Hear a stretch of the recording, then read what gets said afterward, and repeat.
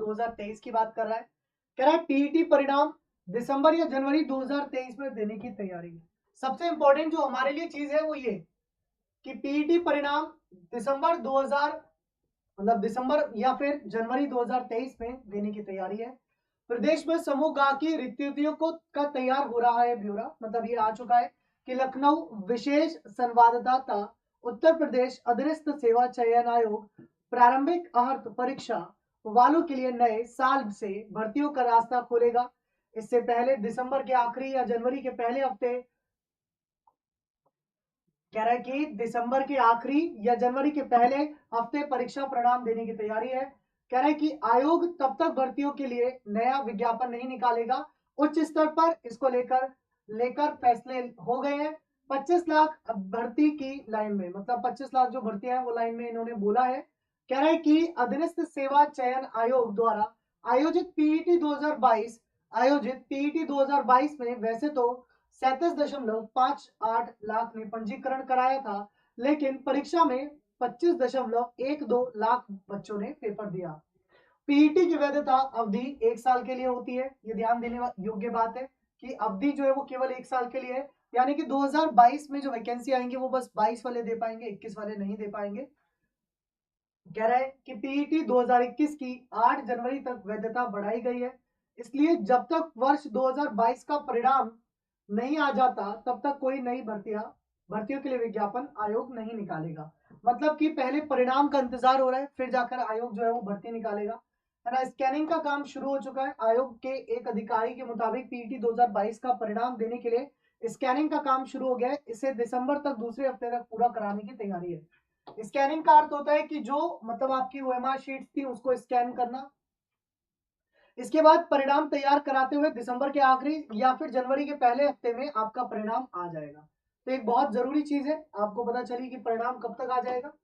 दूसरा पॉइंट है अधीनस्थ चयन सेवा आयोग के पास विभिन्न विभागों के समूह गा के रिक्त पदों के प्रस्ताव पहुंच गए हैं। इन प्रस्ताव मतलब पहुंच चुके हैं आयोग पे प्रस्ताव। इन प्रस्ताव का भी मिलान कराया जा रहा है। खामियों को विभागागार दूर कराए जा रहे हैं, जिससे पीईटी परिणाम आने के बाद विज्ञापन निकालने का दौर शुरू करा दिया गया है।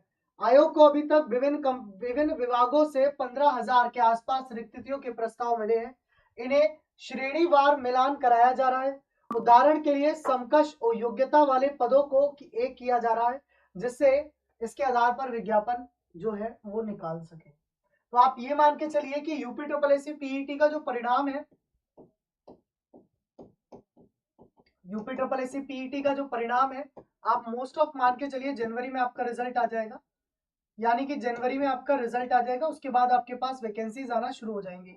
जैसा कि अभी 4 दिन पहले भी मैं आपसे चर्चा कर ही रहा था इस विषय पर कि जब तक हमारा रिजल्ट नहीं आता है या जब तक हमारे पास कोई और वैकेंसीज नहीं आती हैं, तो ऐसी कौन सी वैकेंसी है जो कि हमारे पास सामने दिखाई दे रही है। ठीक है ना। हाँ, पीईटी के जो पुराने वाली की वैधता है वो 8 जनवरी तक बढ़ा दी है, मतलब 8 जनवरी से पहले जो फॉर्म आएंगे वो उसके अंदर इंक्लूड करे गए हैं। ठीक है।